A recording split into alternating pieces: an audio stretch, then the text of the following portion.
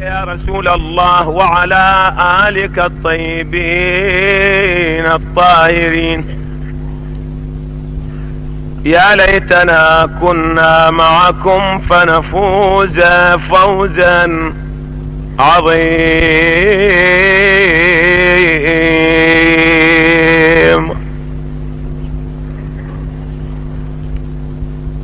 كم أودعوا قلبي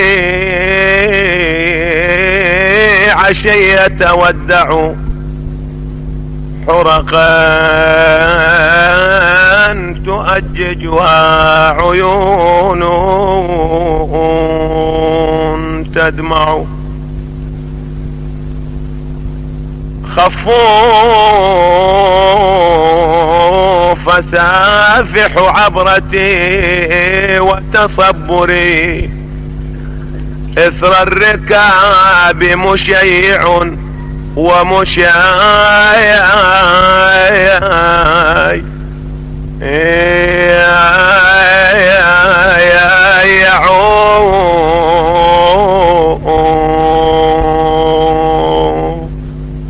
أبكي فلا حرقي تجفف أدمعي. كلا ولا تطفي الحريق الآيات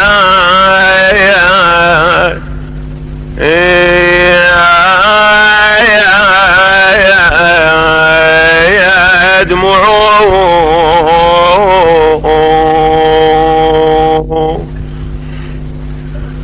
يوم النوى لا كنت كم حملتني مضضا لها صم الصفايا صايات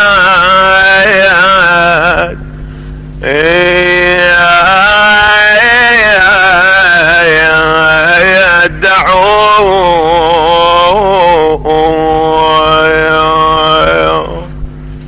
ما طاب لي يوم التحمل مطعمون. كلا وما لي بالتجمل ما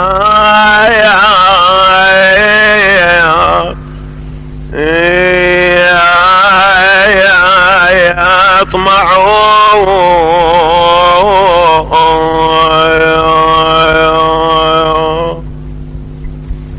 شجر الأراياك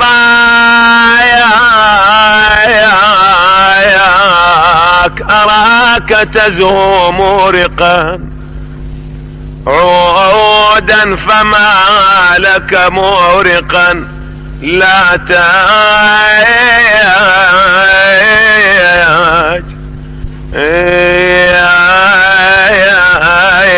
يجزعون.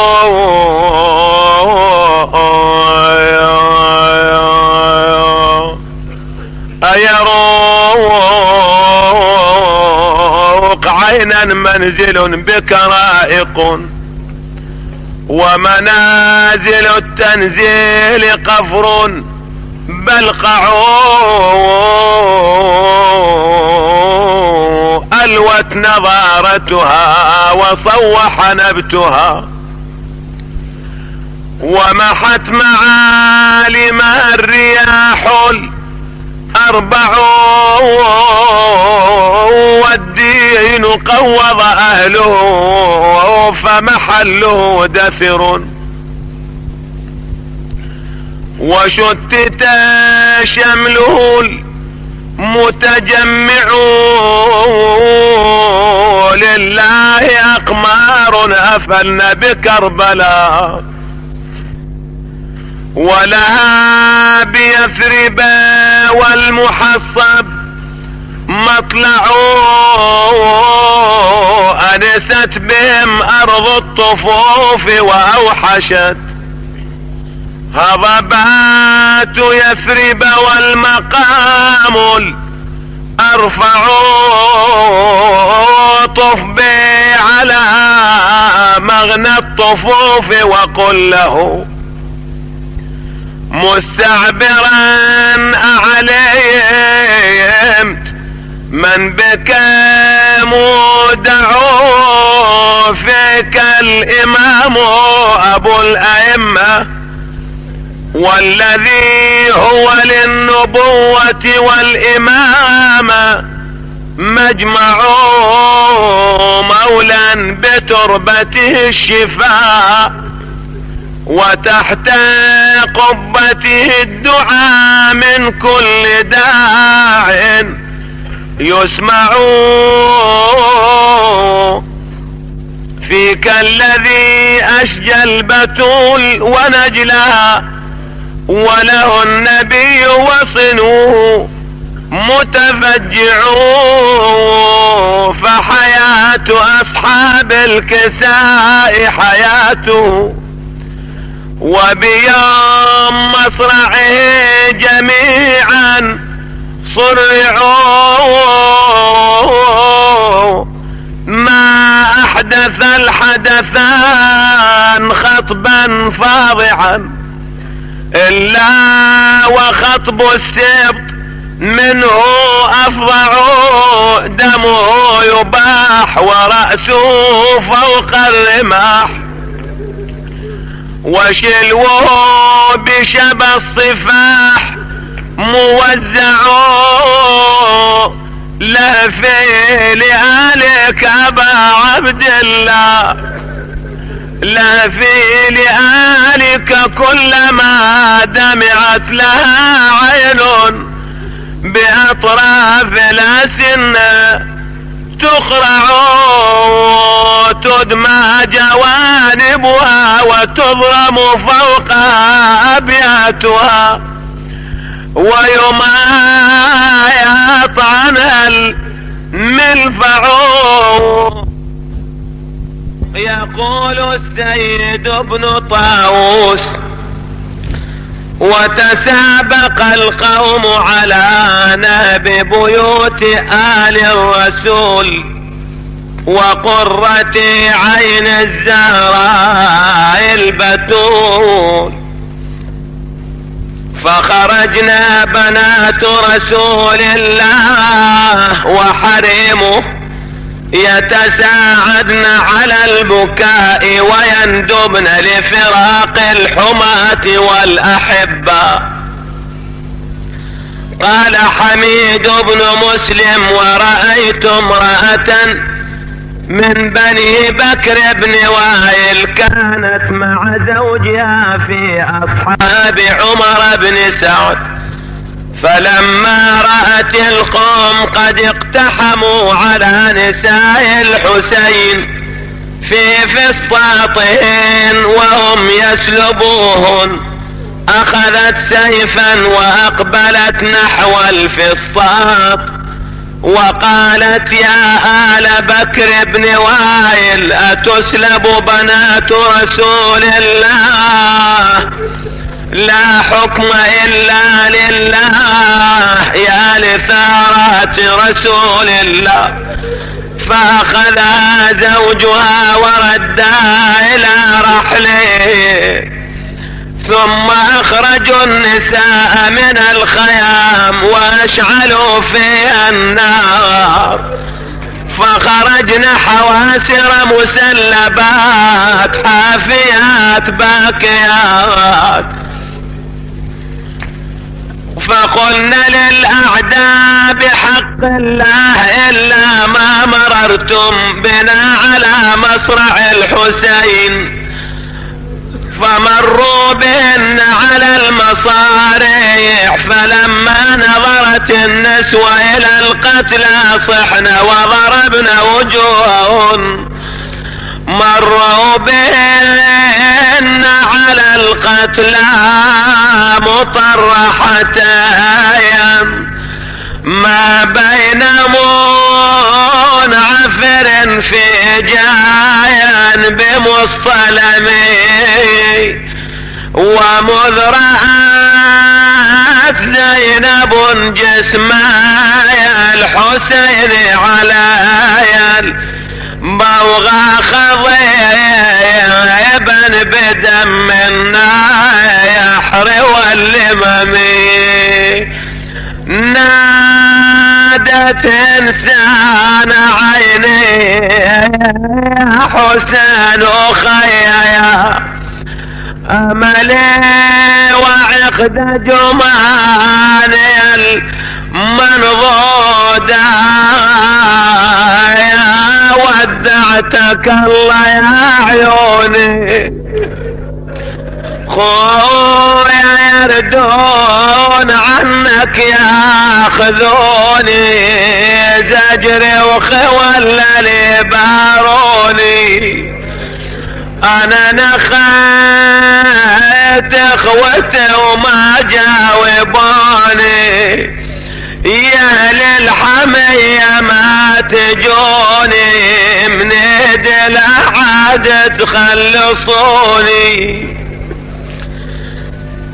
يقول الراوي فوالله لا انسى زينب بنت علي وهي تندب اخاها وتنادي بصوت حزين وقلب كئيب يا جده يا محمد صلى عليك ملائكة السماء هذا حسين مزمل بالدماء مقطع الاعضاء وبناتك سبايا والى الله المشتكى والى محمد المصطفى والى علي المرتضى والى فاطمة الزهراء والى حمزة سيد الشهداء ومحمد هذا حسين محزوز الراس من القفا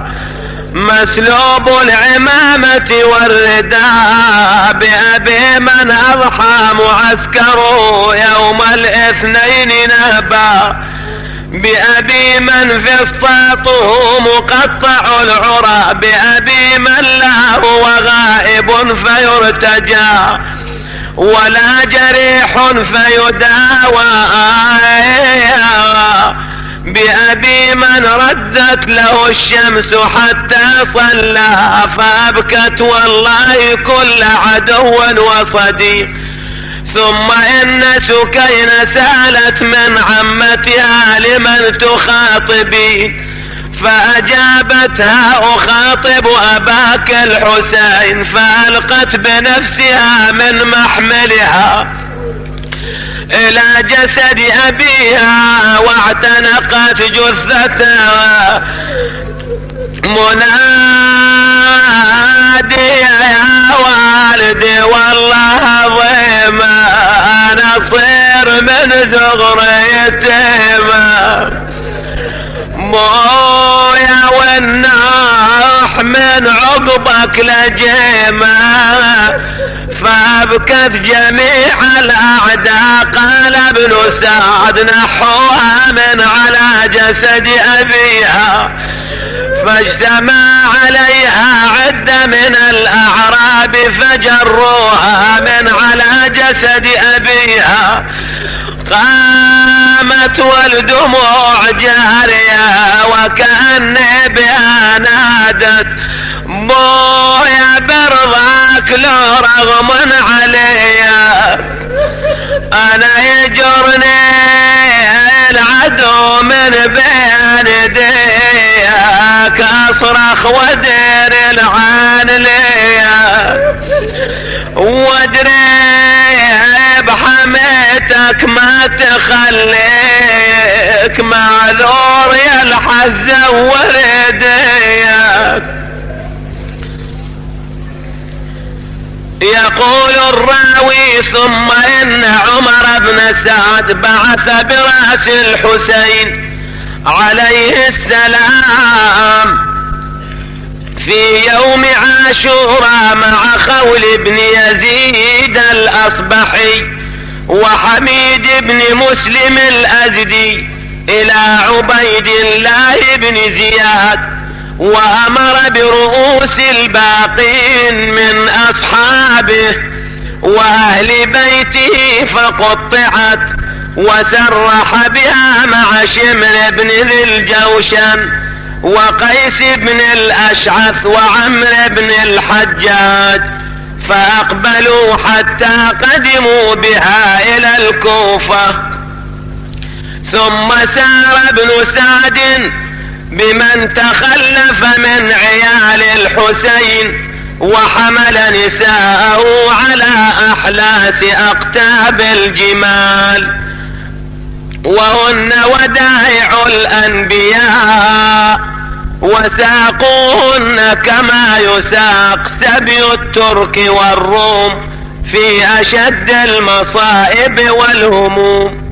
وروي أن رؤوس أصحاب أبي عبد الله كانت 78 رأسا، فاقتسمتها القبائل لتتقرب إلى ابن زياد وإلى يزيد، فجاءت كندة ب13 رأسا، وصاحبهم قيس بن الأشعث، وجاءت هوازن ب12 رأسا، وصاحبهم شبر بن ذي الجوشن، وجاءت تميم ب17 رأسا، وجاء بنو أسد ب16 رأسا، وجاءت مذحج ب7 رؤوس، وجاء سائر الناس ب13 رأسا.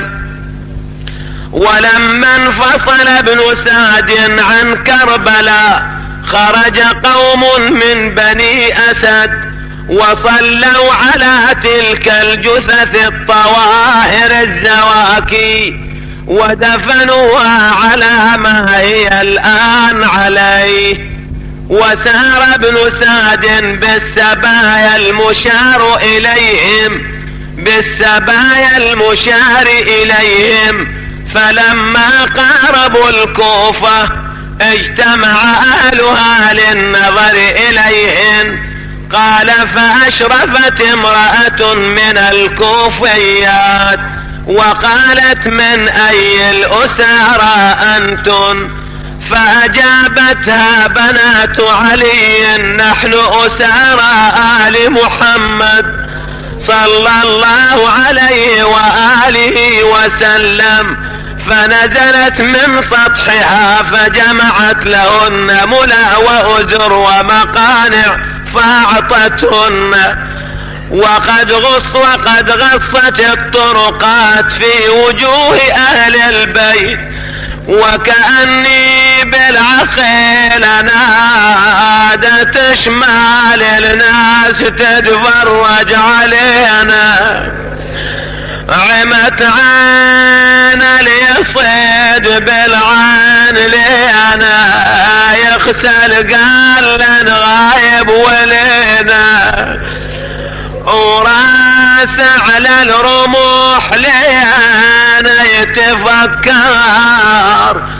قال بشير بن خزيم الأسدي: فجعل أهل الكوفة ينوحون ويبكون، فقال علي بن الحسين: أتنوحون وتبكون من أجلنا؟ فمن الذي قتلنا؟ ونظرت إلى زينب بنت علي يومئذ ولم أر خفرة أنطق منها، كأنها تفرغ عن لسان أبيها أمير المؤمنين. وقد أومأت إلى الناس أن اسكتوا، فسكتوا، فارتدت الأنفاس وسكنت الأجراس، ثم قالت: الحمد لله والصلاة على محمد وآله الطاهرين. أما بعد، يا أهل الكوفة، يا أهل الختل والغدر والمكر، أتبكون فلا رقعت الدمع ولا هدأت الرن أو الزفرة؟ إنما مثلكم كمثل التي نقضت غزلها من بعد قوة أنكاثا، تتخذون أيمانكم دخلا بينكم، ألا وهل فيكم إلا الصلف النطف؟ والصدر الشنف وملق الإماء وغمز الأعداء، أو كمرعى على دمنة أو كفضة على ملحودة. ألا ساء ما قدمت لكم أنفسكم أن سخط الله عليكم وفي العذاب أنتم خالدون. أتبكون وتنتحبون إي والله، فابكوا كثيرا واضحكوا قليلا، فلقد ذهبتم بعارها وشنارها ولن ترحضوها بغسل بعدها أبدا، وأنا ترحضون قتل سليل خاتم النبوة ومعدن الرسالة وسيد شباب أهل الجنة وملاذ حيرتكم ومفزع نازلتكم ومنار حجتكم ومدرى سنتكم.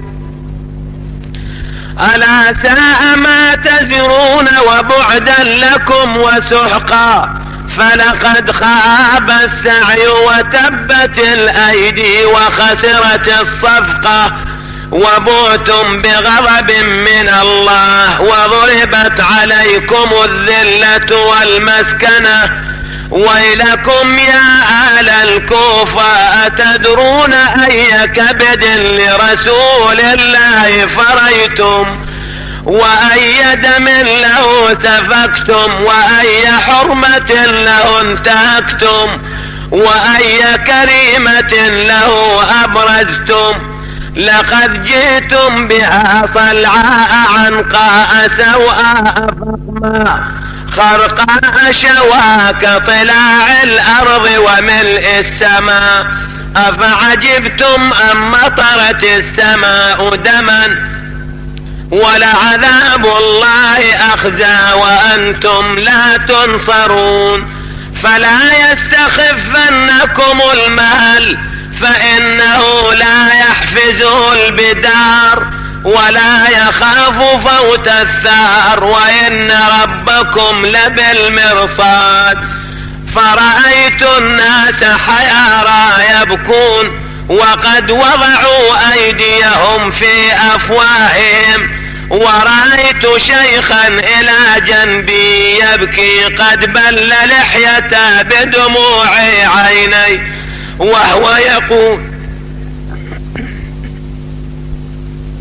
وهو يقول بأبي أنتم وأمي شبابكم خير الشباب، وكولكم خير الكول، ونساؤكم خير النساء، ونسلكم خير ناس لا يخزى ولا يبزى.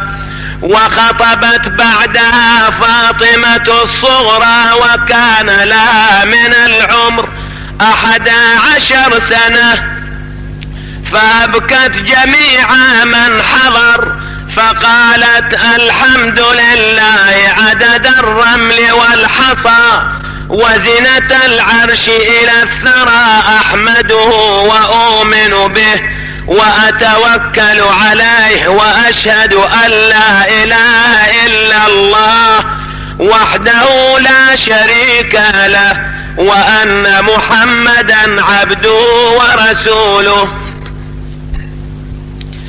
وأن أولاده ذبحوا بشط الفرات من غير ذحل ولا اعتراض.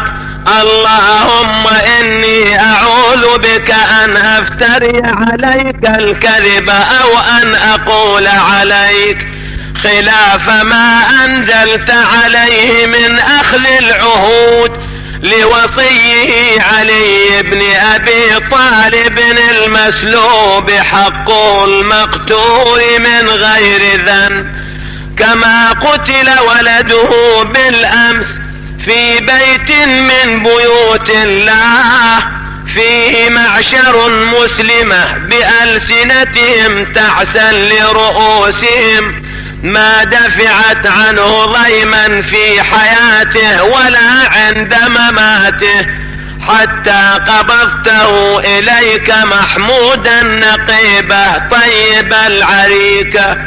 معروف المناقب مشهور المذاهب، لم تأخذه اللهم فيك لومة لائم، ولا عذل عاذل هديته اللهم للإسلام صغيرا، وحمدت مناقبه كبيرا، ولم يزل ناصحا لك ولرسولك حتى قبضته إليك، زاهدا في الدنيا غير حريص عليها، راغبا في الآخرة مجاهدا لك في سبيلك، رضيته فهديته إلى صراط مستقيم.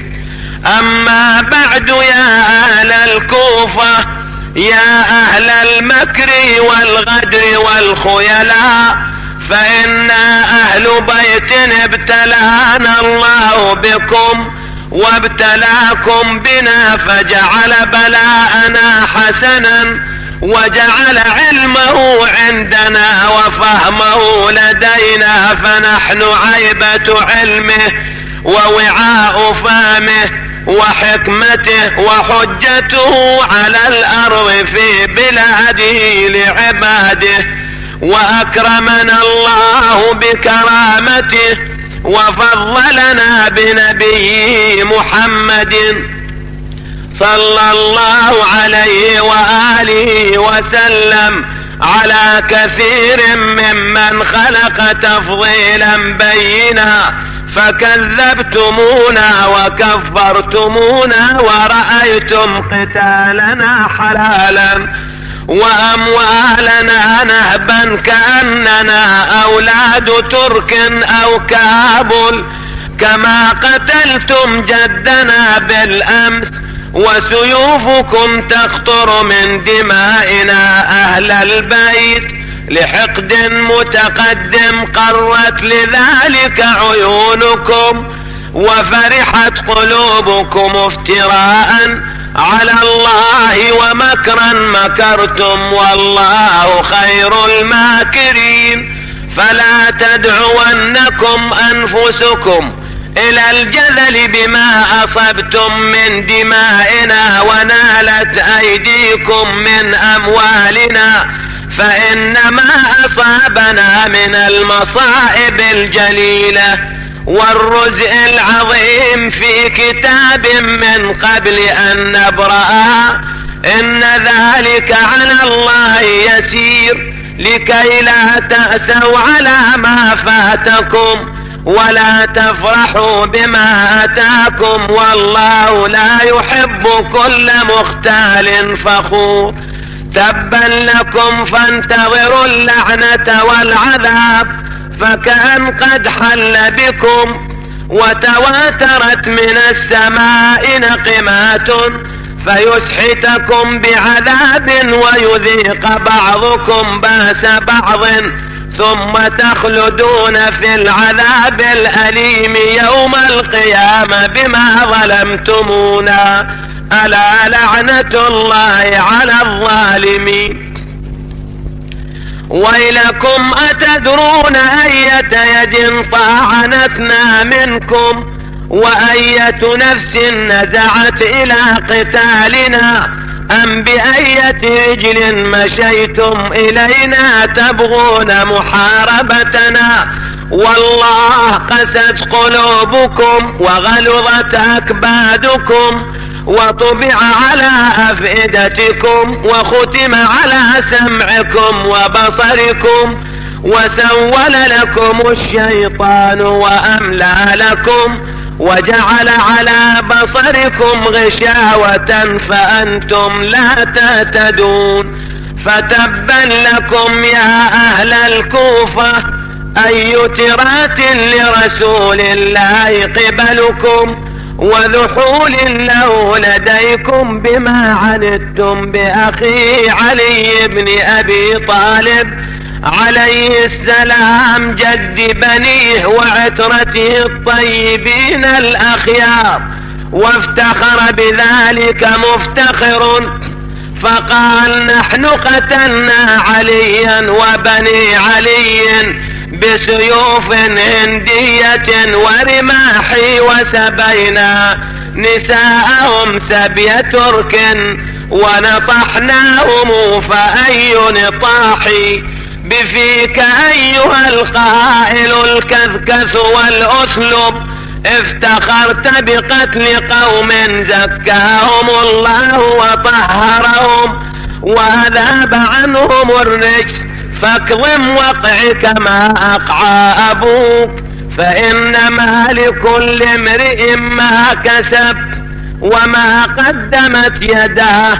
أحسدتمونا ويلا لكم على ما فضلنا الله تعالى به، فما ذنبنا إن جاش دهرا بحورنا، وبحرك ساج ما يواري الدعامصا، ذلك فضل الله يؤتيه من يشاء والله ذو الفضل العظيم.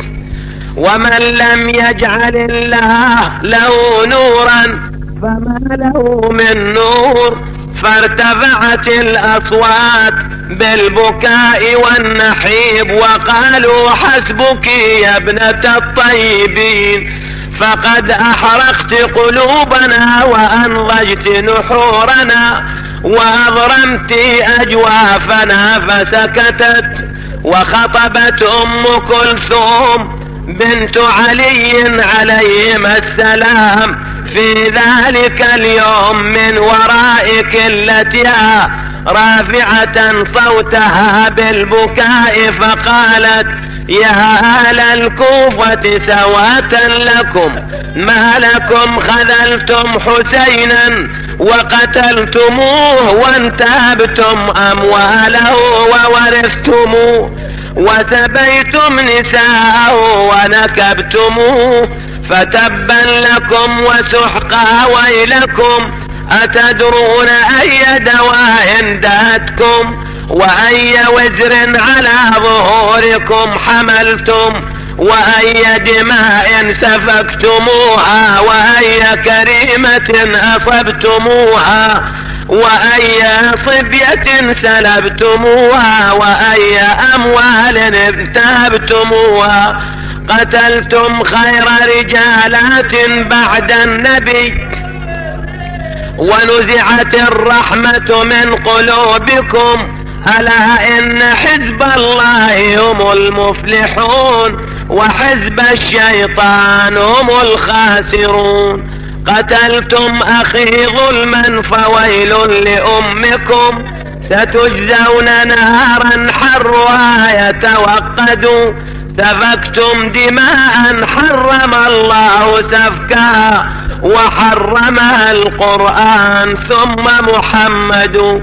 فضج الناس بالبكاء والنحيب، ونشرت النساء شعورهن، ووضعن التراب على رؤوسهن، وخمشن وجوههن ولطمن خدودهن، ودعون بالويل والثبور. وبكى الرجال فلم ير باك وباكيه أكثر من ذلك اليوم. ثم إن زين العابدين عليه السلام أومأ إلى الناس أن اسكتوا، فسكتوا، فقام قائما فحمد الله وأثنى عليه، وذكر النبي صلى الله عليه وآله وسلم، ثم صلى عليه فقال أيها الناس من عرفني فقد عرفني، ومن لم يعرفني فأنا أعرفه بنفسي. أنا علي بن الحسين بن علي بن أبي طالب عليهم السلام. أنا ابن من انتهكت حرمته وسلبت نعمته، وانتهب ماله وسبي عياله. أنا ابن المذبوح بشط الفرات من غير ذحل ولا ترات. أنا ابن من قتل صبرا وكفى بذلك فخرا. أيها الناس ناشدتكم الله، هل تعلمون أنكم كتبتم إلى أبي وخدعتموه وأعطيتموه من أنفسكم العهد والميثاق والبيع وقاتلتموه، فتبا لما قدمتم لأنفسكم وسوءة لرأيكم بأية عين تنظرون إلى رسول الله صلى الله عليه وآله وسلم إذ يقول لكم قتلتم عترتي وانتهكتم حرمتي فلستم من أمتي. فارتفعت الأصوات من كل ناحية، وقال بعضهم لبعض هلكتم وما تعلمون. فقال عليه السلام رحم الله امرأ قبل نصيحتي وحفظ وصيتي في الله وفي رسوله وأهل بيته، فإن لنا في رسول الله صلى الله عليه وآله أسوة حسنة. فقالوا بأجمعهم نحن كلنا يا ابن رسول الله سامعون مطيعون حافظون لذمامك غير زاهدين فيك ولا راغبين عنك، فمرنا بأمرك يرحمك الله، فإنا حرب لحربك وسلم لسلمك. لنأخذن يزيد ونبرأ منه وممن ظلمك وظلمنا. فقال عليه السلام آيات آيات أيتها الغدرة المكره حيل بينكم وبين شهوات أنفسكم، أتريدون أن تأتوا إلي كما أتيتم إلى أبي من قبل؟ كلا ورب الراقصات فإن الجرح لما يندمل قتل أبي صلوات الله عليه بالأمس وأهل بيته معه، ولم ينسني ثكل رسول الله وثكل أبي وبني أبي، وجده والله بين لهاتي ومرارته بين حناجري، وحلقي وغطس تجري في فراش صدري، ومسألتي أن تكونوا لا لنا ولا علينا. ثم قال لا غرو إن قتل الحسين فشيخه قد كان خيرا من حسين وأكرما، فلا تفرحوا يا أهل كوفة بالذي أصيب حسين كان ذلك أعظما. قتيل بشط النهر روحي فداؤه جزاء الذي أرداه نار جهنم. ثم قال عليه السلام رضينا منكم رأسا براس فلا لنا ولا علينا. قال الراوي ثم إن ابن زياد جلس في القصر للناس وأذن إذنا عاما، وجيء برأس الحسين فوضع بين يداه فجعل ينظر إليه ويتبسم، وكان في يده سوط فجعل يضرب به ثناياه ويقول إنه كان حسن الثغر. ثم قال لقد أسرع الشيب إليك أبا عبد الله يوم بيومه بدر. وكان عنده أنس بن مالك فبكى وقال كان أشبههم برسول الله وكان مغضوبا بالوسمة. وكان إلى جانبه زيد بن أرقم صاحب رسول الله وهو شيخ كبير، فلما رآه يضرب ثناياه قال له ارفع صوتك عن هاتين الشفتين، فوالله الذي لا إله غيره لقد رأيت شفتي رسول الله ما لا أحصيه كثرة يقبلهما. ثم انتحب باكيا فقال له ابن زياد أبكى الله عينك أتبكي لفتح الله. لولا أنك شيخ قد خرفت وذهب عقلك لضربت عنقك.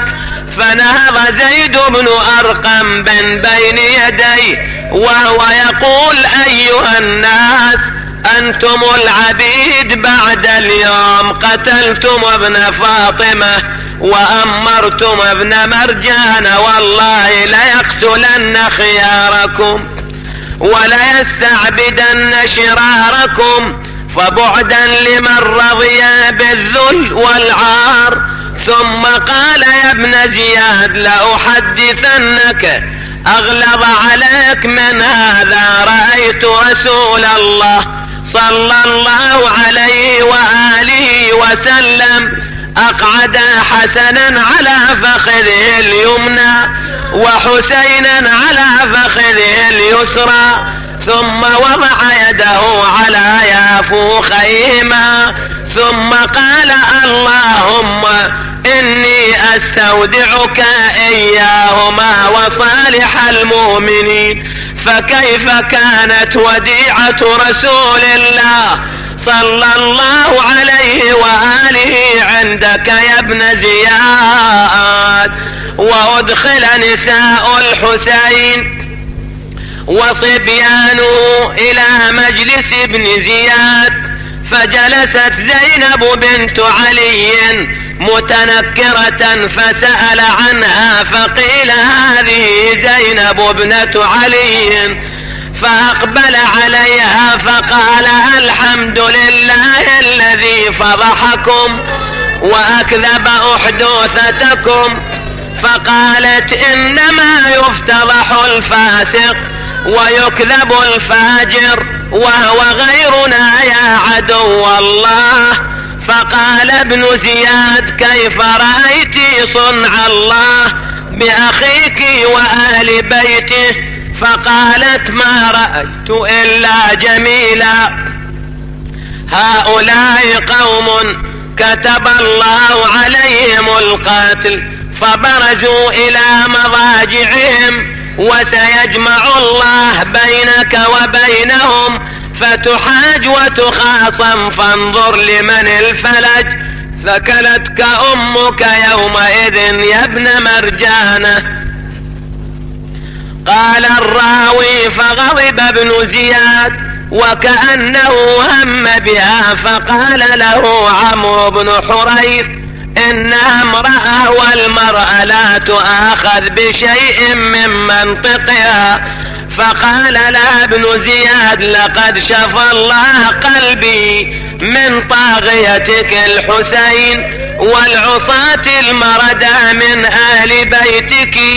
فقالت لعمري لقد قتلت كالي وقطعت فرعي واجتثثت أصلي، فإن كان هذا شفاك فقد اشتفيت.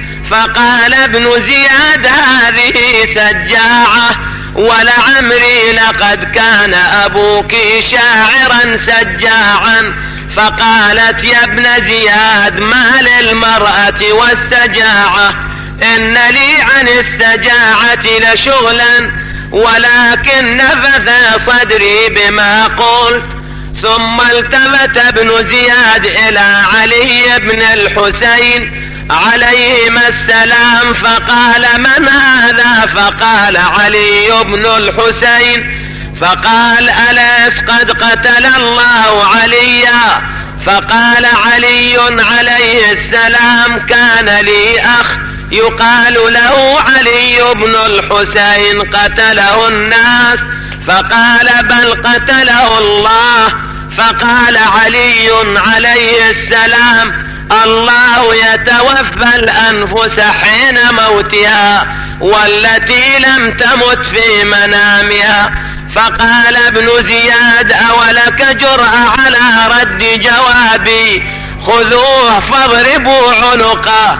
فسمعت به عمته زينب فتعلقت به فقالت يا ابن زياد حسبك ما أبدت من دمائنا، إنك لم تبخ منا أحدا.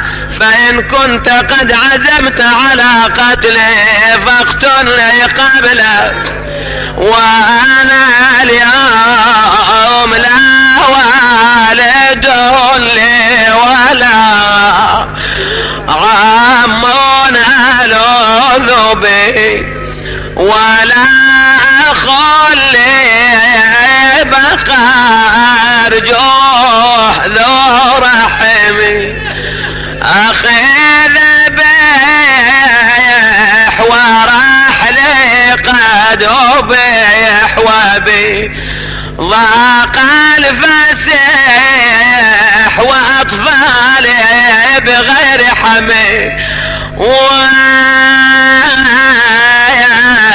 لأنا بقيت محيرة واصفج بلدي، لا عباس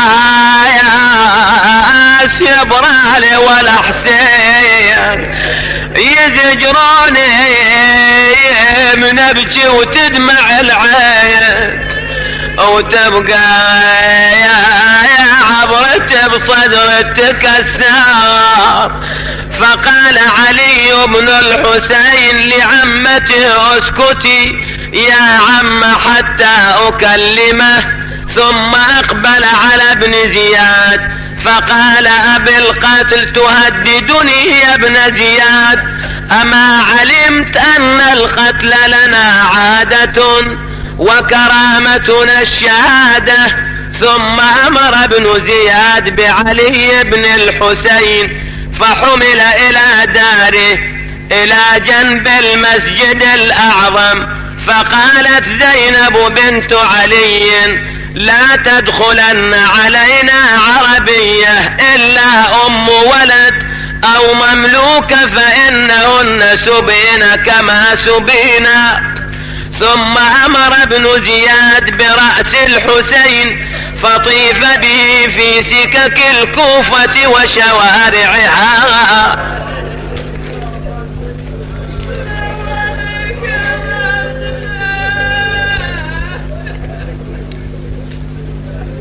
ثم إن ابن زياد صعد المنبر فحمد الله وأثنى عليه وقال في بعض كلامه الحمد لله الذي أظهر الحق وأهله ونصر الأمير يزيد وأشياعه وقتل الكذاب ابن الكذاب. فما زاد على هذا الكلام شيئا حتى قام إليه عبد الله بن عفيف الأزدي وكان من خيار الشيعة وزهادها، وكانت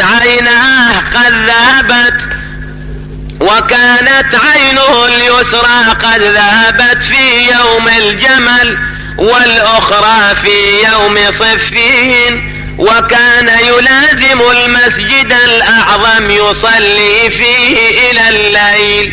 فقال يا ابن مرجانة إن الكذاب ابن الكذاب أنت وأبوك ومن استعملك وأبوه يا عدو الله، أتقتلون أبناء النبيين وتتكلمون بهذا الكلام على منابر المسلمين؟ فغضب ابن زياد وقال من هذا المتكلم؟ فقال أنا المتكلم يا عدو الله، أتقتل الذرية الطاهرة التي قد أذهب الله عنها الرجس وطهرها تطهيرا، وتزعم أنك على دين الإسلام وغوثاه؟ أين أولاد المهاجرين والأنصار ينتقمون منك ومن طاغيتك اللعين ابن اللعين على لسان محمد رسول رب العالمين؟ قال فازداد غضب ابن زياد حتى انتفخت أوداجه وقال علي به، فتبادرت إليه الجلاوزة من كل ناحية ليأخذوه. فقامت الأشراف من الأزد من بني عمه فخلصوه من ايدي الجلاوزة واخرجوه من باب المسجد وانطلقوا به الى منزله. فقال ابن زياد اذهبوا الى هذا الاعمى اعمى الازد اعمى الله قلبه كما اعمى عينيه فاتوني به. فانطلقوا اليه فلما بلغ ذلك الازد اجتمعوا واجتمعت معهم قبائل اليمن ليمنعوا عن صاحبهم. وبلغ ذلك ابن زياد فجمع قبائل مضر وضمهم الى محمد بن الاشعث وامره بقتال القوم فاقتتلوا قتالا شديدا حتى قتل منهم جماعة. قال ووصل اصحاب ابن زياد الى دار عبد الله بن عفيف فكسروا الباب واقتحموا عليه. فصاحت ابنته اتاك القوم من حيث تحذر. فقال لا عليك ناوليني سيفي. فناولته السيف فجعل يذب عن نفسه ويقول انا ابن ذي الفضل عفيف الطاهري عفيف شيخي وابن ام عامري كم دارع من جمعكم وحاسري وبطل جدلته مغادري. فجعلت ابنته تقول يا أبتاه ليتني كنت رجلا أخاصم بين يديك اليوم هؤلاء الفجرة قاتل العترة البررة. وجعل القوم يدورون عليه من كل جهة وهو يذب عن نفسه فلم يقدر عليه أحد. وكلما جاءه من جهة قالت يا أبتي جاءوك من جهة كذا حتى تكاثروا عليه وأحاطوا به. فقالت ابنته وذو الله يحاط بأبي وليس له ناصر يستعين به. فجعل يدير سيفه وهو يقول اقسم لو يفسح لي عن بصري ضاق عليكم موردي ومصدري. قال الراوي فما زالوا به حتى اخذوه ثم حمل فادخل على ابن زياد. فلما رآه قال الحمد لله الذي اخزاك. فقال له عبد الله بن عفيف يا عدو الله وبماذا اخزاني والله لو فرج لي عن بصري ضاق عليك موردي ومصدري. فقال ابن زياد يا عدو الله ما تقول في عثمان بن عفان؟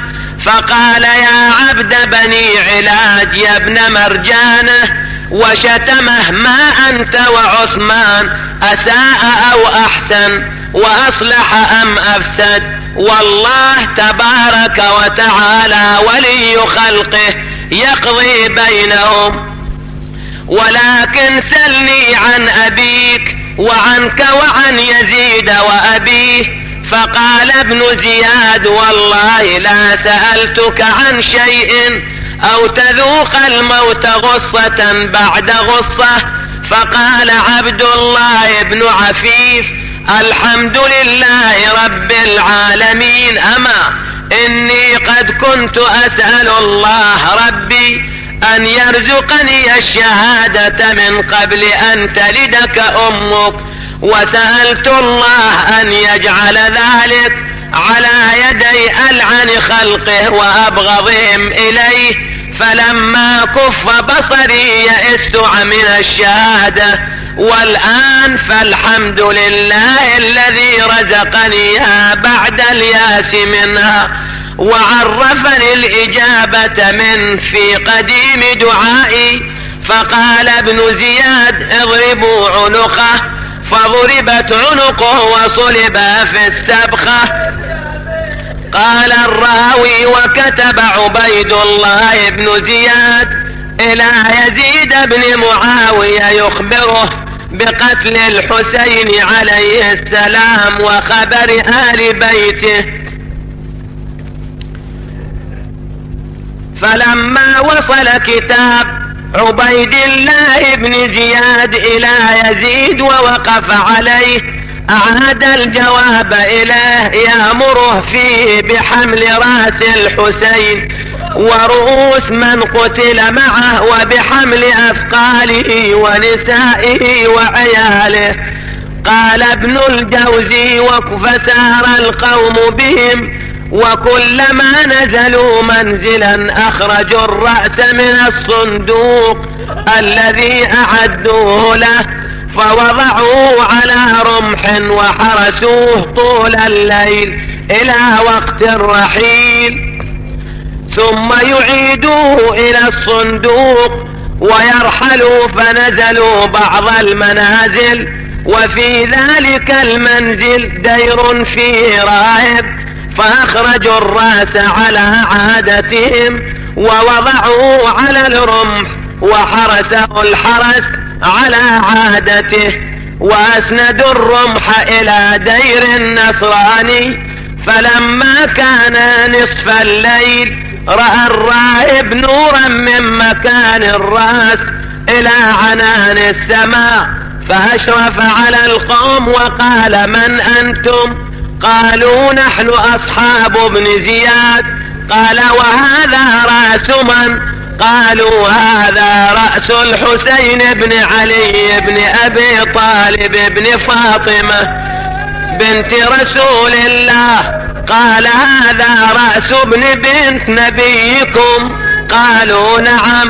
قال: بئس القوم أنتم، لو كان للمسيح ولد لأسكناه أحداقنا. ثم قال: هل لكم في شيء؟ قالوا: وما هو؟ قال: عندي 10,000 درهم تأخذونها وتعطون الرأس يكون عندي تمام الليل، وإذا رحلتم تأخذوه. قالوا: وما يضرنا؟ فناولوه الرأس وناولهم الدراهم. فأخذه الراهب فغسله وطيبه وتركه عنده، فجعله على فخذه وجلس يبكي الليل كله. فلما أسفر الصبح قال: يا رأس، لا أملك إلا نفسي، وأنا أشهد أن لا إله إلا الله وأن جدك محمدا رسول الله صلى الله عليه وآله وسلم، وأشهد أنني مولاك. ثم خرج من الدار وما فيه وصار يخدم أهل البيت عليهم السلام. ثم سار القوم برأس الحسين والأسرى من رجاله. فلما قربوا من دمشق دنت أم كلثوم من شمر وكان من جملتهم، فقالت له: لي إليك حاجة. قال: ما حاجتك يا ابنة علي؟ قالت: إذا دخلت بنا البلد فاحملنا في طريق قليل النظارة، وتقدم إليهم أن يخرجوا هذه الرؤوس من بين المحامل وينحونا عنها، فقد خزينا من كثرة النظر إلينا ونحن في هذه الحال. فأمر في جواب سؤالها أن يجعلوا الرؤوس على الرماح في أوساط المحامل بغيا منه وكفرا، وسلك بهم بين النظار على تلك الصفة حتى أتى بهم باب دمشق، فوقفوا على درج باب المسجد الجامع حيث يقام السبي، وذلك في اليوم الأول من شهر صفر.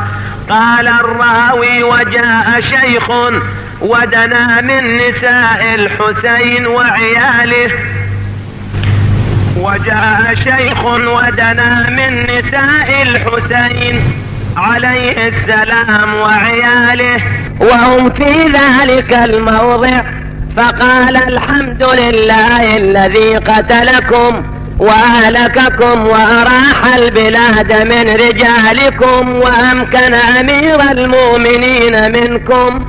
فقال له علي بن الحسين: يا شيخ هل قرأت القرآن؟ قال: نعم. قال: فهل عرفت هذه الآية؟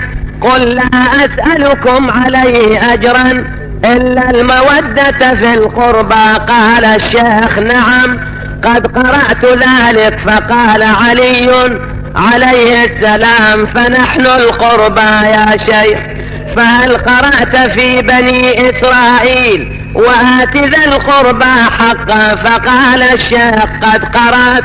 فقال علي بن الحسين: فنحن القربى يا شيخ، فهل قرأت هذه الآية؟ واعلموا أن ما غنمتم من شيء فأن لله خمسا وللرسول ولذي القربى. قال: نعم.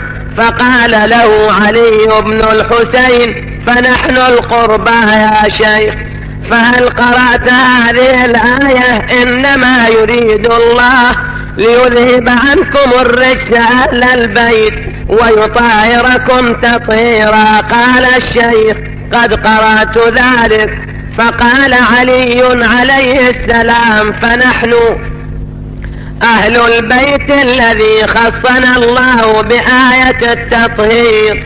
فبقي الشيخ ساكتا نادما على ما تكلم به، والتفت إلى زين العابدين وقال: بالله عليك أنتم هم؟ فقال الإمام: إنا لنحنهم من غير شك وحق جدنا رسول الله، إنا لنحنهم. فبكى الشيخ ورمى عمامته ثم رفع رأسه إلى السماء وقال: اللهم إنا نبرأ إليك من عدو آل محمد من جن وإنس. ثم قال: هل لي من توبة؟ قال: نعم، إن تبت تاب الله عليك وأنت معنا. فقال: أنا تائب. فبلغ يزيد بن معاوية حديث الشيخ فأمر به فقتل. قال سهل بن سعد الساعدي: خرجت إلى بيت المقدس حتى توسطت الشام، فإذا أنا بمدينة مضطردة الأنهار كثيرة الأشجار، وقد علقوا الستور والحجب والديباج وهم فرحون مستبشرون، وعندهم نساء يلعبن بالدفوف والطبول. فقلت في نفسي: ألأهل الشام عيد لا نعرفه نحن؟ فرأيت قوما يتحدثون فقلت: يا قوم لكم بالشام عيد لا نعرفه نحن؟ قالوا: يا شيخ نراك غريبا. فقلت: أنا سهل بن سعد قد رأيت محمدا صلى الله عليه وآله وسلم. قالوا: يا سهل ما أعجبك؟ السماء لا تمطر دما والأرض لا تنخسف بأهلها. قلت: ولماذا؟ قالوا: هذا رأس الحسين عترة محمد صلى الله عليه وآله وسلم يهدى من أرض العراق. فقلت: وعجبا يهدى رأس الحسين والناس يفرحون. فقلت: من أي باب يدخل؟ فأشاروا إلى باب الساعات. فبين أنا كذلك فرأيت الرايات يتلو بعضها بعضا، فإذا نحن بفارس بيده لواء منزوع السنان عليه رأس من أشبه الناس وجها برسول الله صلى الله عليه وآله وسلم، ومن ورائه نسوة على جمال بغير وطاء. فدنوت من أولاهن فقلت: يا جارية من أنت؟ فقالت أنا سكينة بنت الحسين. فقلت ألك حاجة إلي؟ فأنا سهل بن سعد ممن رأى جدك رسول الله وسمعت حديثه. قالت يا سهل قل لصاحب هذا الرأس أن يقدم الرأس أمامنا حتى يشتغل الناس بالنظر إليه ولا ينظروا إلى حرم رسول الله. قال سهل فدنوت من صاحب الرأس فقلت له هل لك أن تقضي حاجتي وتأخذ مني 400 دينار؟ قال وما هي؟ قلت تقدم الرأس أمام الحرم. ففعل ذلك ودفعت إليه ما وعدته. قال الزهري لما جاءت الرؤوس كان يزيد في منظرة له على جيرون فأنشد لنفسه وقد سمع غرابا ينعب. لما بدت تلك الحمول وأشرقت تلك الشموس على ربا جيروني نعب الغراب فقلت صح أو لا تصح فلقد قضيت من الغريم ديوني. ثم أدخل ثقل الحسين عليه السلام مع نسائه ومن تخلف من أهل بيته على يزيد بن معاوية وهم مقرنون في الحبال. فلما وقفوا بين يديه وهم على تلك الحال قال له علي بن الحسين عليه السلام أنشدك الله يا يزيد ما ظنك برسول الله لو رآنا على هذه الحالة؟ والصف فأمر يزيد بالحبال فقطعايات ثم دعا بمبرد وجعل يبرد الجامعة عن عنق الإمام زين العابدين. فلما رفعوا الجامعة عن عنقه سالت الدماء من رقبته. ولما نظرت بنت علي إلى حالته نايادت خويا بس العليل الظل شريده يصفيج وسف يا حسين بيده وصيح ابويا اليوم ريده. قال ابن الأثير في الكامل ونظر رجل شامي إلى فاطمة بنت الحسين فقال ليزيد هب لي هذه الجارية. قالت فاطمة فارتعدت وظننت أن ذلك جائز عندهم فأخذت بثياب عمتي زينب وقلت يا عمتاه أوتمت وأستخدم بعد والدي أبي عبد الله. وكانت عمتي تعلم أن ذلك لا يكون فقالت عمتي لا حبا ولا كرامة لهذا الفاسق. وقلت للشامي وقالت للشامي كذبت والله ولأمت والله ما ذاك لك ولا لأميرك يزيد. فغضب يزيد وقال كذبتي إن ذلك لي ولو شئت أن أفعل لفعلت. قالت زينب كلا والله ما جعل الله لك ذلك إلا أن تخرج من ملتنا وتدين بغير ديننا. فاستشاط يزيد غضبا وقال إياي تستقبلين بهذا الكلام إنما خرج من الدين أبوك وأخوك. قالت بدين الله ودين أبي ودين أخي اهتديت أنت وجدك وأبوك إن كنت مسلما. قال كذبتي يا عدوة الله. قالت أنت أمير تشتم ظالما وتقهر بسلطانك، فكأنه استحيا وسكت. فأعاد الشامي قائلا هب لي هذه الجارية، فقال له يزيد اعزب وهب الله لك حتفا قاضيا وموتا عاجلا. أعرفتها؟ قال لا. قال هذه فاطمة بنت الحسين، الحسين بن فاطمة بنت رسول الله.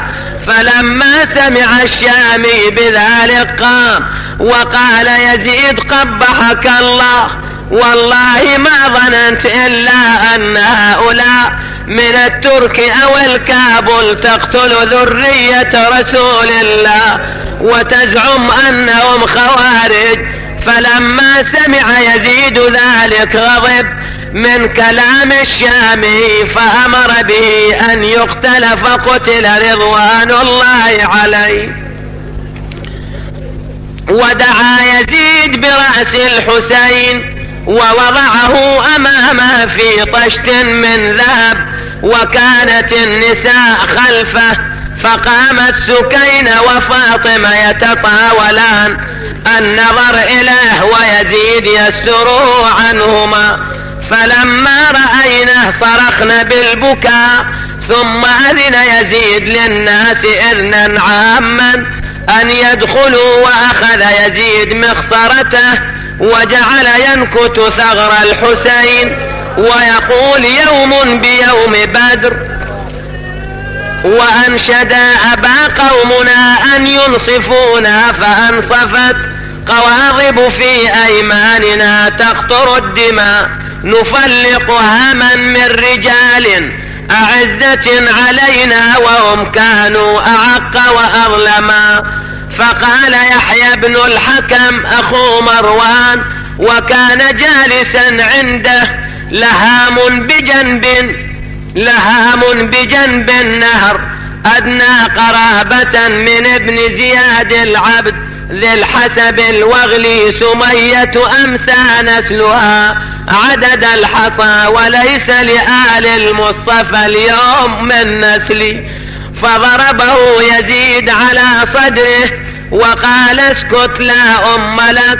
وأما العقيل زينب فإنها لما رأته أهوت إلى جيبها فشقته، ثم نادت بصوت حزين يقرح القلوب يا حسيناه يا حبيب رسول الله، يا ابن مكة ومنها، يا ابن فاطمة الزهراء سيدة النساء، خويا يا عسان بتتل واروح وياك، أولا يا شفتي مخضوب بدماء يا كول اشوف الرجس يضرب ثناياك، يا ريف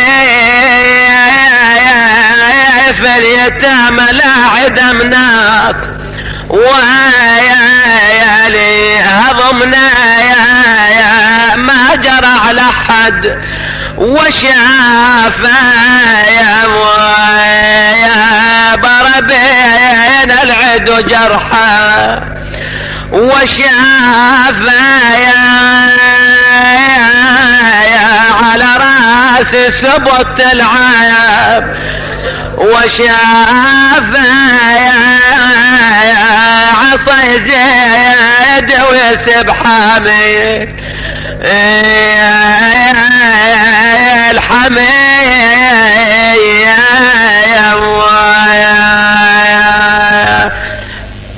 ثم جعل يزيد يقول ليت أشياخي ببدر شهدوا، جزع الخزرج من وقع الأسل لأهلوا واستهلوا فرحا، ثم قالوا يا يزيد لا تشل، قد قتلنا القرن من ساداتهم وعدلناه ببدر فاعتدل، لست من خند فإن لم أنتقم من بني أحمد ما كان فعل، لعبت هاشم بالملك فلا خبر جاء ولا وحي نزايا.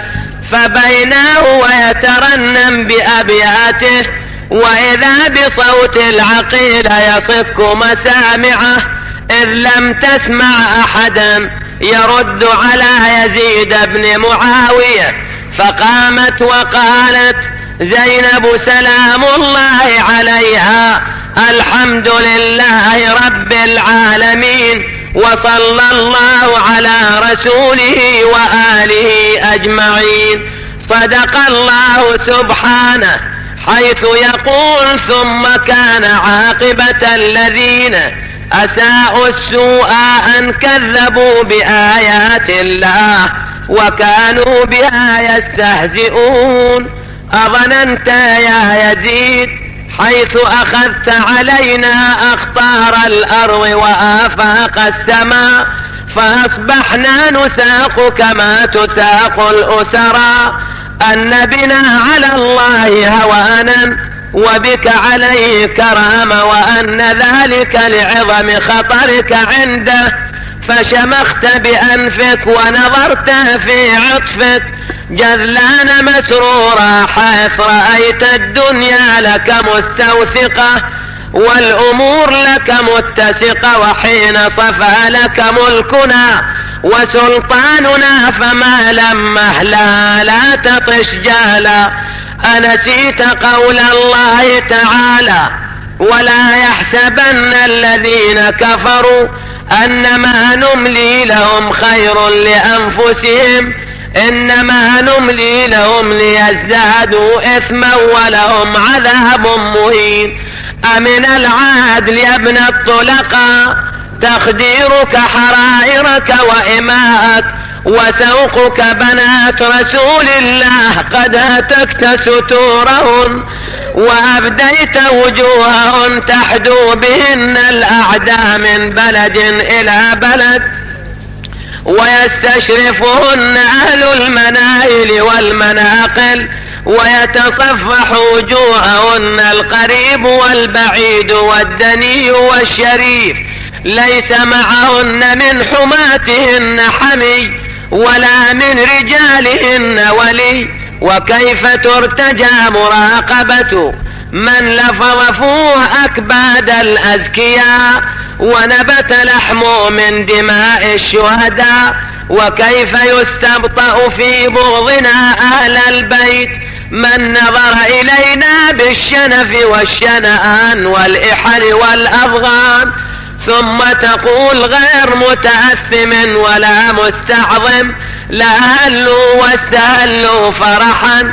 ثم قالوا يا يزيد لا تشل منحنيا على ثنايا أبي عبد الله، تنكتها بمخصرتك، وكيف لا تقول ذلك وقد نكات القرح واستاصلت الشعف بإراقتك دماء ذرية محمد صلى الله عليه وآله وسلم ونجوم الأرض من آل عبد المطلب، وتهتف بأشياخك زعمت أنك تناديهم، فلتردن وشيكا موردهم ولتودن أنك شللت وبكمت ولم تكن قلت ما قلت ولا فعلت ما فعلت.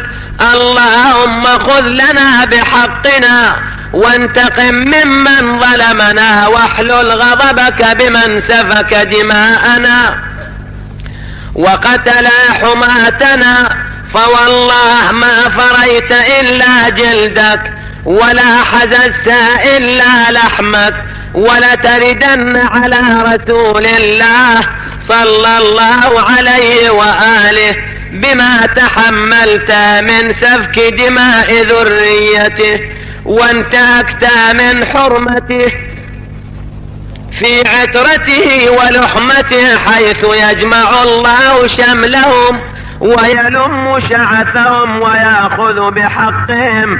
ولا تحسبن الذين قتلوا في سبيل الله أمواتا بل أحياء عند ربهم يرزقون.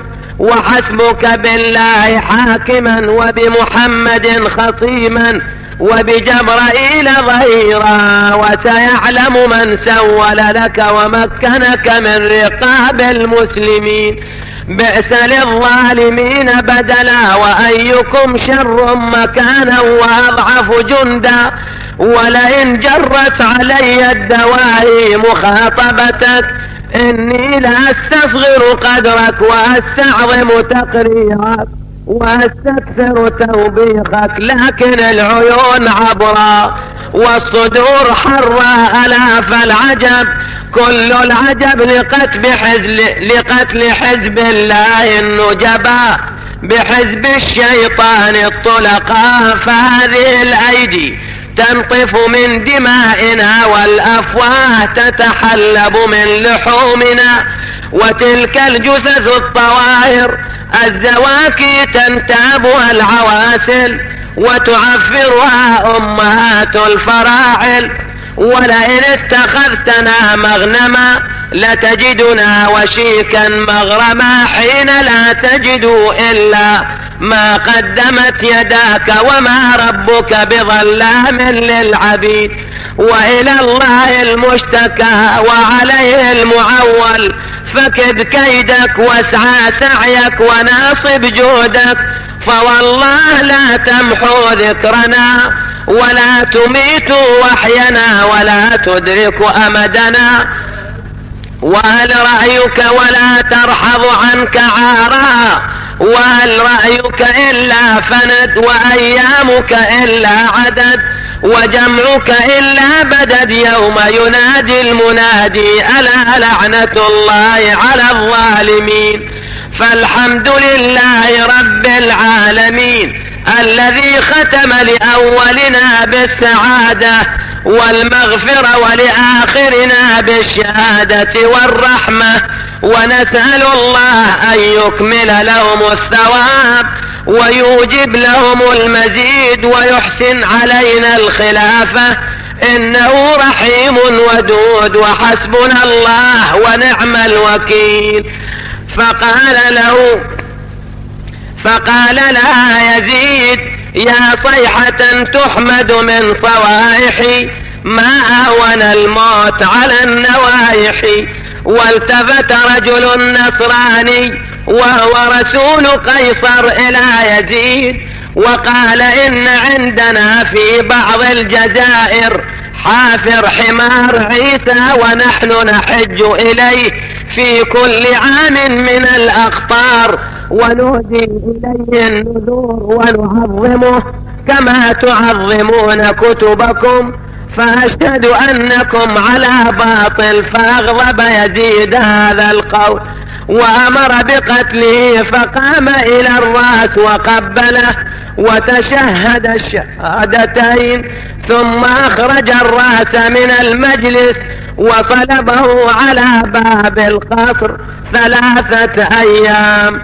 فسمعت هند بنت عمرو بذلك زوجة يزيد، جاءت وهي بأية حالة حاسرة عن رأسها حافية القدمين إلى مجلس يزيد ماتوكة الحجاب، وهي تقول يزيد رأس ابن بنت رسول الله على باب دارنا. فقام إليها يزيد وغطاها وقال لها اعولي على هياء، فإنه صريخة بني هاشم. عجل عليه ابن زياد. ثم جاء يزيد بن معاوية إلى المسجد، وأمر الخطيب أن يصعد المنبر وينال من علي والحسين بمحضر علي بن الحسين. ففعل الخطيب ذلك، فصاح علي بن الحسين ويلك أيها الخاطب، اشتريت مرضاة المخلوق بسخط الخالق، فتبوى مقعدك من النار. ثم قال علي بن الحسين ليزيد أتأذن لي حتى أصعد هذه الأعواد فأتكلم بكلام لله فيه رضا ولهؤلاء الجلساء فيه أجر وثواب؟ فأبى يزيد، فألح عليه الناس فأذن له بعد كلام يطول بيانه. من جملته قال إنه إن صعد المنبر لا ينزل إلا بفضيحتي وفضيحة آل أبي سفيان. فقيل له وما قدر ما يحسن هذا؟ فقال إنه من أهل بيت قد زقوا العلم زقا. قال فلم يزالوا به حتى أذن له فصعد فخطب خطبة أبكى منها العيون وأوجل منها القلوب. فقال سلام الله عليك، الحمد لله الذي لا بداية له والدائم الذي لا نفاد له والأول الذي لا أول لأوليته والآخر الذي لا آخرية له والباقي بعد فناء الخلق قدر الليالي والأيام وقسم فيما بينهم الأقسام. فتبارك الله الملك العلام. أيها الناس أحذركم من الدنيا وما فيها، فإنها دار زوال وانتقال تنتقل بأهلها من حال إلى حال. قد أفنت القرون الماضية والأمم الخالية الذين كانوا أطول منكم أعمارا وأكثر منكم آثارا، أفنتهم أيدي الزمان واحتوت عليهم الأفاعي والديدان. أفنتهم الدنيا فكأنهم ما كانوا لها أهلا ولا سكانا، أكل التراب لحومهم وبدد أوصالهم. أفتطمعون بالبقاء بعدهم؟ هيهات لا بد لكم من اللحوق بهم، فتداركوا ما بقي من أعماركم بصالح الأعمال. فكأني بكم وقد نقلتم من قصوركم إلى قبوركم فرقين غير مسرورين. فكم من فرح قد استكملت عليه الحسرات حيث لا يقال نادم ولا يغاث ظالم. ووجدوا ما عملوا حاضرا ولا يظلم ربك أحدا. فهم في منازل البلوى همود وفي عساكر الموتى خمود، ينتظرون صيحة القيامة وحلول يوم الطامة ليجزى الذين أساءوا السوء وليجزى الذين أحسنوا بالحسنى. أيها الناس أعطينا 6 وفضلنا ب7. أعطينا العلم والحلم والسماحة والفصاحة والشجاعة والمحبة في قلوب المؤمنين، وفضلنا بأن منا النبي المختار ومنا الصديق ومنا الطيار ومنا أسد الله وأسد رسوله ومنا سيدة النساء ومنا سبط هذه الأمة ومنا مهديها. أيها الناس من عرفني فقد عرفني ومن لم يعرفني أنباته بحسبي ونسبي. أنا ابن مكة ومنى، أنا ابن زمزم والصفا، أنا ابن من حمل الركن بأطراف الرداء، أنا ابن خير من اعتذر وارتدى، أنا ابن من حمل على البراق في الهوى، أنا ابن من أتي به من المسجد الحرام إلى المسجد الأقصى، أنا ابن من بلغ به جبرائيل إلى سدرة المنتهى، أنا ابن من دنا فتدلى فكان قاب قوسين أو أدنى، أنا ابن من صلى بملائكة السماء مثنى، أنا ابن من أوحى إليه الجليل ما أوحى، أنا ابن محمد المصطفى، أنا ابن علي المرتضى، أنا ابن من ضرب خراطيم الخلق حتى قالوا لا إله إلا الله، أنا ابن من ضرب بين يدي رسول الله بسيفين وطعن برمحان وهاجر الهجرتين وبايع البيعتين، وقاتل ببدر وحنين ولم يكفر بالله طرفة عين. أنا ابن صالح المؤمنين ووارث النبيين وقامع الملحدين ويعسوب المسلمين ونور المجاهدين وتاج البكائين وزين العابدين وأصبر الصابرين وأفضل القائمين من آل ياسين رسول رب العالمين. أنا ابن المؤيد بجبرائيل المنصور بميكائيل. أنا ابن المحامي عن حرم المسلمين وقاتل الناكثين والقاسطين والمارقين والمجاهد أعدائه الناصبين وأفخر من مشى من قريش أجمعين وأول من أجاب واستجاب لله ولرسوله من المؤمنين وأول السابقين وقاصم المعتدين ومبيد المشركين وسام من مرام الله على المنافقين ولسان حكمة العابدين وناصر دين الله وولي أمر الله وبستان حكمة الله وعيبة علمه سمح سخي بهي بهلول ذكي أبطحي رضي مقدام همام صابر صوام مهذب قوام قاطع الأصلاب ومفرق الأحزاب أربطهم عنانا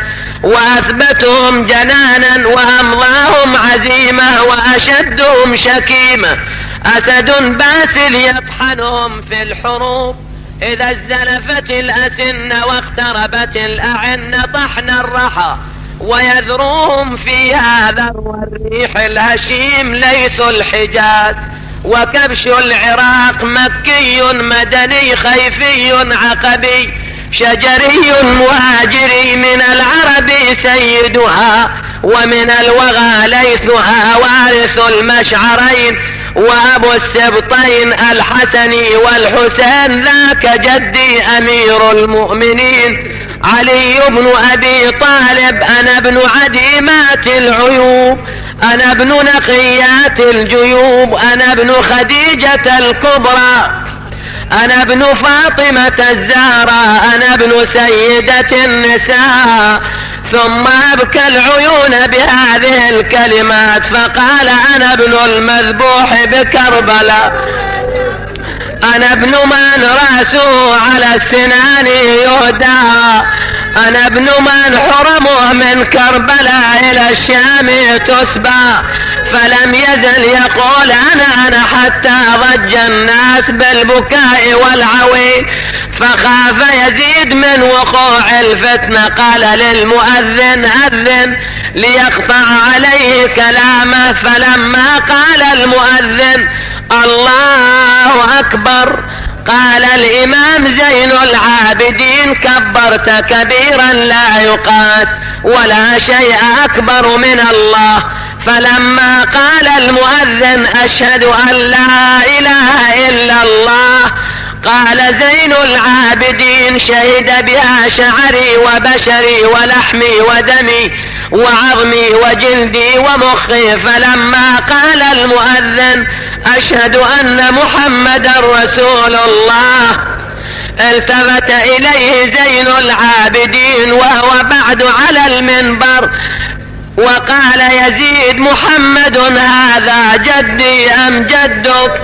فإن زعمت أنه جدك فقد كذبت وكفرت وأثمت وإن زعمت أنه جدي فلم قتلت ذريته وسبيت نساء. فنزل الإمام زين العابدين من على المنبر هذا وقد تفرق من كان في المسجد والتفوا حول الإمام زين العابدين يقول المنهال فجئت إلى مسلما عليه فقلت له سيدي يا ابن رسول الله كيف أمسيت؟ قال أمسينا كمثل بني إسرائيل في آل فرعون يذبحون أبناءهم ويستحيون نساءهم. أمست العرب تفتخر على العجم بأن محمدا منها، وأمست قريش تفتخر على سائر العرب بأن محمدا منها. وأمسينا معشر أهل بيت مقتولين مشردين، فإنا لله وإنا إليه راجعون. قال المنهل وبينا يكلمني إذ امرأة خرجت خلف تقول إلى أين يا نعم الخلف، فتركني وأسرع إليها فسألت عنها قيل هذه عمته زينب. ولما خشي يزيد الفتنة وانقلاب الأمر عليه عجل بإخراج الإمام زين العابدين والعيال من الشام إلى وطنهم ومقرهم ومكنهم مما يريدون. وأمر النعمان بن بشير وجماعة معهم أن يسيروا معهم إلى المدينة مع الرفق. ولما عرف زين العابدين الموافق من يزيد طلب منه الرؤوس كلها ليدفنها في محلها، فلم يتباعد يزيد عن رغبته فدفع إليه رأس الحسين مع رؤوس أهل بيته وصحبه فألحقها بالأبدان كما في حبيب السير. يقول الراوي فلما ساروا من الشام قاصدين إلى المدينة جعلوا طريقهم على أرض العراق، فلما قاربوا كربلاء قالوا للدليل مر بنا على طريق كربلاء. فلما وصلوا إلى موضع المصرع وجدوا جابر بن عبد الله الأنصاري وجماعة من بني هاشم ورجالا من آل الرسول قد وردوا لزيارة قبر الحسين، فتوافوا في وقت واحد وتلاقوا بالبكاء والحزن واللطم وأقاموا الماتم. واجتمع عليهم أهل ذلك السواد وأقاموا على ذلك أياما. عن عطية العوفي قال خرجت مع جابر بن عبد الله الأنصاري رضي الله عنه زائرا قبر الحسين بن علي، فلما وردنا كربلاء دنا جابر من شاطئ الفرات فاغتسل ثم اتزر بإزار وارتدى بآخر، ثم فتح صرة فيها سعد فنثرها على بدنه، ثم لم يخط خطوة إلا ذكر الله تعالى حتى دنا من القبر. قال ألمسني فألمسه إياه فخر على القبر مغشيا عليه، فرششت عليه شيئا من الماء فلما أفاق قال يا حسين ثلاثة، ثم قال حبيب لا يجيب حبيبه، ثم قال وأنى لك بالجواب وقد شخبت أوداجك على أثباجك وفرق بين بدنك وراسك، أشهد أنك ابن خير النبيين وابن سيد المؤمنين وابن حليف التقوى وسليل الهدى وخامس أصحاب الكساء وابن سيد النقباء وابن فاطمة سيدة النساء. وما لك لا تكون هكذا وقد غلتك وكف سيد المرسلين وربيت في حجر المتقين ورضعت من ثدي الإيمان وفطمت بالإسلام، فطبت حيا وطبت ميتا، غير أن قلوب المؤمنين غير طيبة بفراقك ولا شك في حياتك، فعليك سلام الله ورضوانه. وأشهد أنك مضيت على ما مضى على أخوك يحيى بن زكريا ثم جعل ببصره حول القبر وقال السلام عليكم أيتها الأرواح التي حلت بفناء الحسين وأناخت برعله أشهد أنكم أقمتم الصلاة وآتيتم الزكاة وأمرتم بالمعروف ونهيتم عن المنكر وجاهدتم الملحدين وعبدتم الله حتى أتاكم اليقين والذي بعث محمدا بالحق لقد شاركناكم فيما دخلتم فيه. فقال له عطية كيف ولم نهبط واديا ولم نعلو جبلا ولم نضرب بسيف والقوم قد فرق بين رؤوسهم وأبدانهم وأتمت أولادهم وأرملت الأزواج. فقال لي يا عطية سمعت حبيبي رسول الله صلى الله عليه وآله يقول من أحب قوما حشر معهم ومن أحب عمل قوم أشرك في عملهم والذي بعث محمدا صلى الله عليه وآله وسلم بالحق إن نيتي ونية أصحابي على ما مضى عليه الحسين وأصحابه. قال عطية فبينا نحن كذلك وإذا بسواد قد طلع علينا من ناحية الشام فقلت يا جابر هذا سواد قد طلع علينا من ناحية الشام.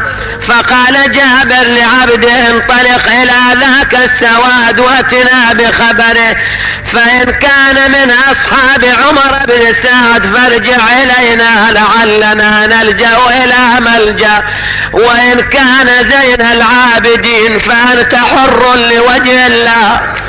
فمضى العبد فما كان بأسرع من أن رجع وهو يقول يا جابر قم واستقبل حرم رسول الله هذا زين العابدين قد جاء بعماته واخواته. فقام جابر يمشي حافي الأقدام مكشوف الرأس إلى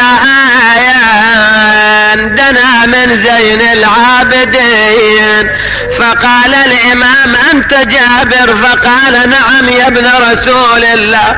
فقال يا جابر ها هنا والله قتلت رجالنا وذبحت أطفالنا وسبيت نساؤنا وحرقت خيامنا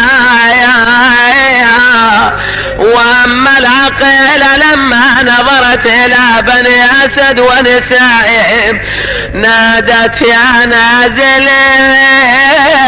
بكربلاء عندكم يا نازلين بكربلاء عندكم خبر بقتلنا وما أعلامها ما حال جثة ميت في أرضكم بقيت ثلاثا لا يزار مقامها. ثم جاءت إلى قبر أخيها بعبد الله نادت خويا جيتك وجبت الراس وياي من السبي وكانت بسلواي وخويا تقعد يا عز وجلعة حماي. أنا وبنات رسول الله تنتقل من قبر أبي عبد الله إلى قبر أبي الفاضل. بقى أهل البيت 3 أيام في أرض كربلاء وبعد 3 توجهوا إلى المدينة قاصدين الرجوع إليها. فلما قاربوا المدينة التفت الإمام زين العابدين إلى بشر بن حذلم وقال له يا بشر رحم الله أباك فلقد كان شاعرا فهل تقدر على شيء منه؟ فقال بلى يا ابن رسول الله إني لشاعر. فقال عليه السلام ادخل المدينة وانعى الحسين عليه السلام.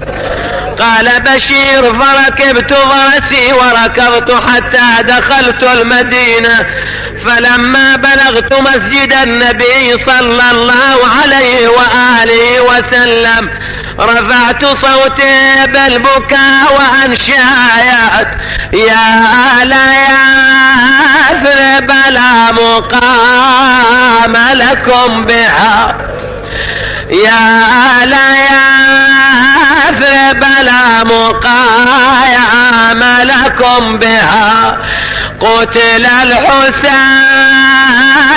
فأعيني مدرار، قتل الحسين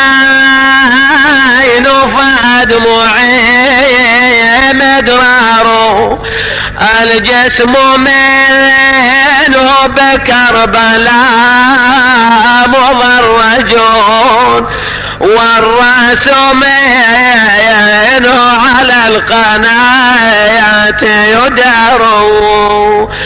ثم قال هذا علي بن الحسين مع عماته وأخواته قد حلوا بساحتكم ونزلوا بفنائكم، وأنا رسوله إليكم أعرفكم مكانه. قال فما بقيت في المدينة مخدرة ولا محجبة إلا وبرزت من خدرها